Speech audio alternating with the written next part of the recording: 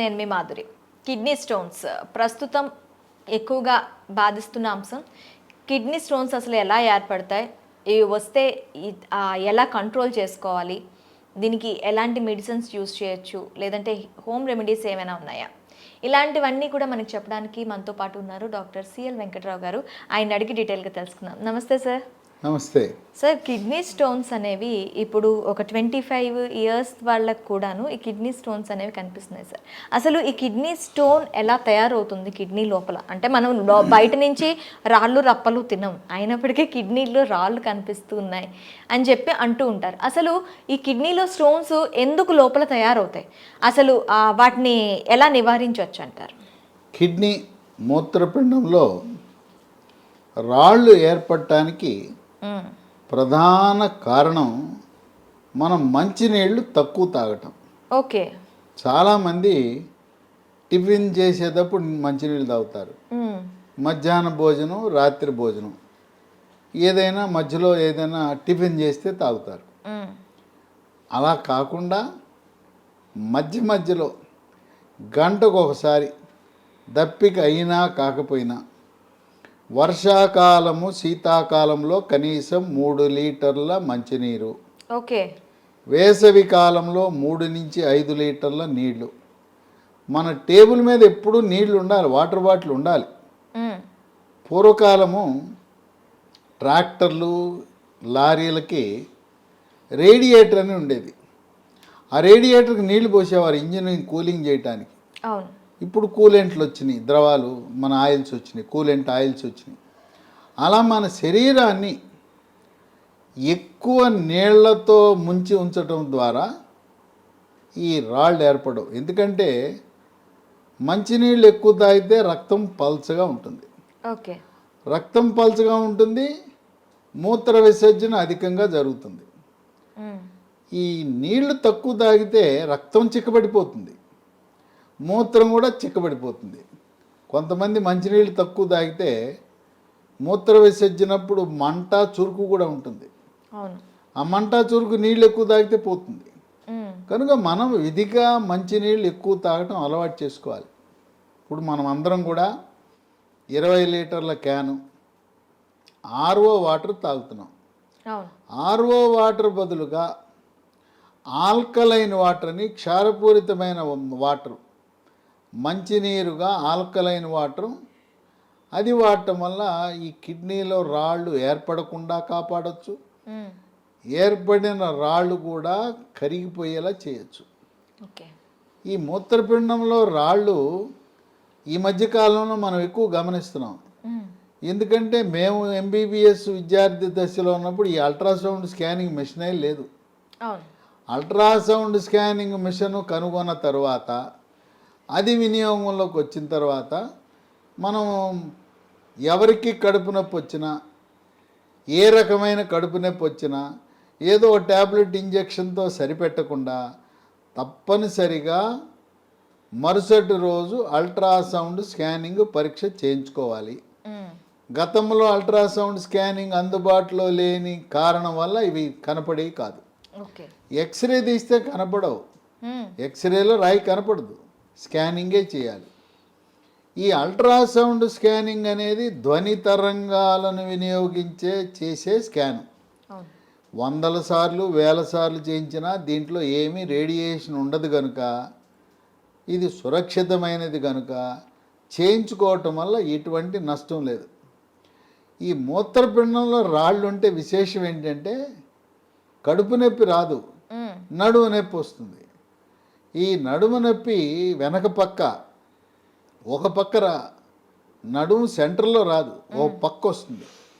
ఓ నడుము పక్కన నొప్పి మొదలై అక్కడి నుంచి ప్రారంభించి నడుము నుంచి పొట్టలోకి, అక్కడి నుంచి గజ్జల్లోకి వచ్చి, మగవారికి అయితే వృషణాలు, గోలీకాయల వరకు నొప్పి వస్తుంది. ఈ మూత్రపిండంలో రాళ్ళు వచ్చిన వాళ్ళు ఇక వాళ్ళ నొప్పి ఎలా ఉంటుందంటే నరకయాతన. మంచం మీద పడి దొర్లుతుంటారు, దొర్లుతూ లేదా బోర్ల పడుకుంటారు, గావు కేకలు పెడతారు. ఈ తీవ్రమైన నొప్పి చూసి ఇంకా అప్పగింతలు మొదలు పెడతారు. నేను చచ్చిపోతున్నాను అని గౌకేకలు పెడుతూ అక్కడ అప్పులు ఉన్నాయి, ఇక్కడ ఇవి ఉన్నాయి, ఇక్కడ ఆస్తులు ఉన్నాయని చెప్పి ఇక నేను చచ్చిపోతున్నాను అయిపోతున్నాను అని చెప్తారు. అంత తీవ్రమైన నొప్పి వస్తుంది ఇది. కనుక ఇది నడుము దగ్గర ప్రారంభం అవటం వల్ల కొంతమంది పాపం తెలవక ఎముకల డాక్టర్ల దగ్గరికి వెళ్తారు. ఎముకల డాక్టర్ల దగ్గరికి వెళ్తే నడుము నొప్పి అని ఎక్స్రేలు తీస్తారు నడుముకి, ఇంకా నడుముకి ఎంఆర్ఐ కూడా చేస్తారు. కనుక మనం ప్రధానంగా గ్రహించవలసిన విషయం ఏంటంటే నడుము పక్కన కుడి పక్కన కానీ ఎడమ పక్కన కానీ ప్రారంభమై పొట్టలోకి వెళ్తుంది. ఓకే. కొంతమందికి పొట్టలోకి వెళ్ళదు, నడుము పక్కనే ఉంటుంది. ఈ రాళ్ళు ఒక పక్కకి పరిమితం అవ్వచ్చు, రెండు పక్కలు కూడా ఉండొచ్చు. ఒకసారి వచ్చి తగ్గిన తర్వాత మళ్ళీ కూడా వస్తుంటాయి. ఈ రాళ్ళు వచ్చినప్పుడు నొప్పితో పాటు వికారము, వాంతి కూడా ఉంటుంది. ఓకే. కొంతమందికి రాళ్ళు ఉండటం వల్ల తరచుగా జ్వరము, చలి జ్వరం, మలేరియా జ్వరం ఎలా ఉంటుందో అలాంటి జ్వరం వస్తుంది. మూత్ర విసర్జన సమయంలో మంట, నొప్పి. కొద్దిమందికి ఈ మూత్రపిండములో మూత్రనాళములో రాళ్ళు ఉండటం వల్ల మూత్రము రంగు ఇటుక రాయి రంగులో కానీ కొన్ని సందర్భాల్లో రక్తమే పడుతుంటుంది. ఓకే. ఈ రక్తము రాయి వల్ల, ఆ రాపిడి వల్ల పడుతూ ఉంటుంది. ఈ రాయిని మనం ప్రతి రాయిని ఆపరేషన్ చేయవలసిన అవసరం లేదు. 9 మిల్లీమీటర్ల కంటే తక్కువ సైజు ఉన్న రాయి ఆటోమేటిక్గా దానంతరకదే తగ్గిపోయే గుణం ఉన్నదని వైద్య పరిశోధనలో వెల్లడించారు. కనుక 9 ఇప్పుడు మనకి స్కానింగ్ చేసినప్పుడు సైజు ఇస్తారు, ఎన్ని రాళ్ళు ఉన్నాయి ఆ రాళ్ళ సైజులు కూడా ఇస్తారు. కనుక 9 మిల్లీమీటర్ల కంటే సైజు తక్కువ ఉంటే ఎట్టి పరిస్థితుల్లో ఆపరేషన్ కానీ ఇంకా ఏ చికిత్సలు కానీ అవసరం లేదు. మంచినీళ్ళు తాగితే దానంతరకు అవే వెళ్ళిపోతాయి. కొంతమంది ఒక అపోహ ఉన్నది, ఇది పక్కవాడికి కూడా చెప్తుంటారు, రాళ్ళు ఉంటే బీరు తాగరా, బీరు తాగితే అవి వెళ్ళిపోతాయని. బీరు తాగకూడదు. బీర్ అనేది దీనికి చికిత్స కాదు. మూత్రపిండంలో రాళ్ళు కరగటానికి ఆయుర్వేద వైద్య విధానంలో చక్కటి మందులు ఉన్నాయి.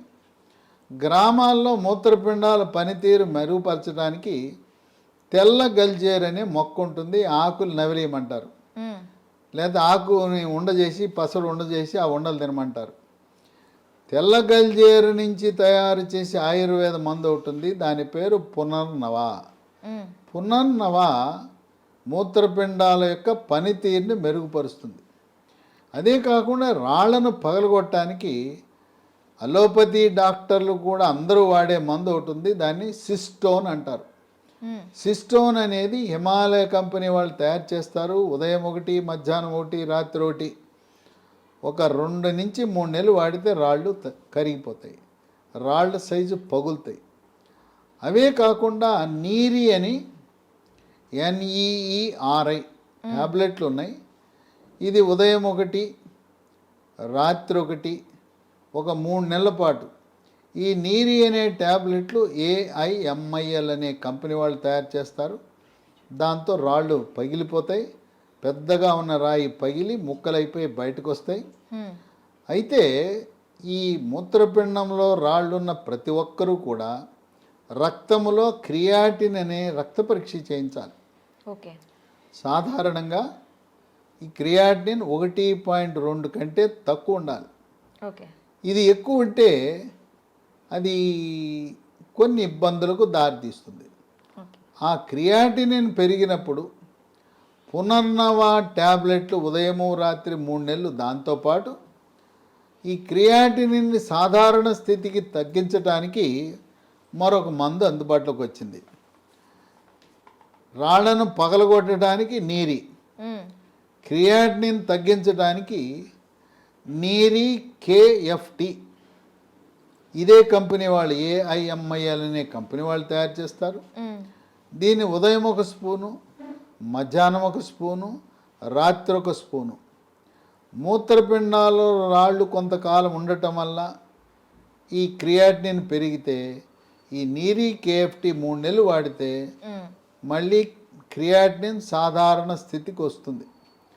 ఎవరైనా వేరే కారణాల వల్ల కూడా క్రియాటినిన్ పెరిగి ఇప్పటికే డయాలిసిస్ చేయించుకుంటున్న వారు కూడా నీరీ కేఎఫ్టీ దీంతోపాటు పునర్నవ ట్యాబ్లెట్లు వాడితే క్రమంగా క్రియాటినిన్ తగ్గుముఖం పడుతుంది.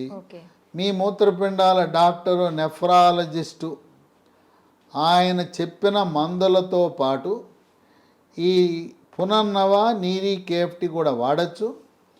ఈ పునర్నవ గురించి నీరీ కేఎఫ్టీ గురించి మూత్రపిండాల డాక్టర్లు నెఫ్రాలజీ సూపర్ స్పెషలిస్టులకు అవగాహన లేని కారణం వల్ల ఇవి వాడద్దు వీటి గురించి వీటి పనిచేయవు అని చెప్తారు వాళ్ళు.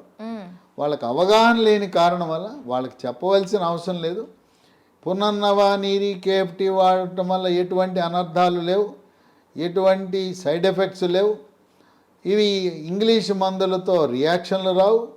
కనుక నెఫ్రాలజీ డాక్టర్కి చెప్పకపోయినా ఈ నీరీ కేఎఫ్టీ అలాగే పునర్నవ వాడి చాలామంది మూత్రపిండాల రోగులు ఎంతో ఉపశమనాన్ని పొందారు. నేను ఒక ఇంగ్లీషు వైద్యుడిగా ఎఫ్ఆర్సిఎస్ చదివి మరి డయాలసిస్ గురించి ఇంగ్లీషు మందుల గురించి అవగాహన ఉండి పునర్నవ నీరీ కేఎఫ్టీ అనేక మందితో వాడించడం వల్ల చక్కగా క్రియాటినిన్ అనేది తగ్గుముఖం పట్టడం, డయాలసిస్ అవసరం లేకుండా పోవటం, మూత్రపిండాల మార్పిడి చికిత్స అవసరం లేకుండా పోవటం అనేది విశేషం. ఈ మూత్రపిండాల్లో రాళ్ళు ఉన్నవాళ్ళు కొంచెం ఆహార నియమాలు పాటించాలి. ఓకే, అంటే ఆహార నియమాలు అంటే నేను విన్నాను సార్, పాలకూర టమాటోతో కలిపి తింటే కిడ్నీలో రాళ్ళు వస్తూ ఉంటాయని. అది నార్మల్ పర్సన్స్ తిన్నా అలానే వస్తూ ఉంటాయా, లేకపోతే ఈ కిడ్నీ వ్యాధిగ్రస్తులకు మాత్రమే ఇది వర్తిస్తుందంటారా? మనం పాలకూర టమాటో ఎంత తిన్నా రాళ్ళు ఏర్పడవు. ఓకే, కాకపోతే రాయి ఉన్నవాళ్ళు పాలకూర టమాటా పరిమితంగా తినాలి. ఓకే, అంతేగాని మీకు అపోహొద్దు. మీరు రోజు కేజీ టమోటాలు తిన్నా, రోజు పాలకూర తిన్నా మూత్రపిండాలు రావు, రాళ్ళు రావు. కానీ రాళ్ళు ఉన్న వాళ్ళు వీటిని ఎంత తగ్గించి తింటే అంత మంచిది. ఓకే, కనుక వీటితో పాటు మంచినీళ్ళు అధికంగా తాగాలి. ఈ మంచినీళ్ళు అనేది చాలా కీలకం. కొంతమందికి కాలు బొటన వేలు నొప్పి ఉంటుంది, వాపు నొప్పి ఎర్రగా అవటం, దాన్ని గౌట్ అంటారు. గౌట్ అంటే రక్తంలో యూరిక్ యాసిడ్ పెరుగుతుంది. ఓకే, ఆ గౌట్ ఉన్న వాళ్ళకి ఏదైతే రక్తంలో యూరిక్ యాసిడ్ పెరిగిందో అది వచ్చి మూత్రపిండంలో రాయి ఏర్పడుతుంది. మూత్రపిండంలో రాయి ఏర్పడుతుంది కనుక సీరం యూరిక్ యాసిడ్ అనేది నియంత్రించుకోవాలి. దానికి రకరకాల మందులు ఉన్నాయి. ఇప్పుడు కొత్త మందు వచ్చింది యూరిక్ యాసిడ్ నియంత్రణకి, దాన్ని ఫెబుస్టాట్ అంటారు. FEBUSTAT ఫెబుస్టాట్ 40 మిల్లీగ్రాములు వేస్తే చక్కగా నియంత్రించబడుతుంది.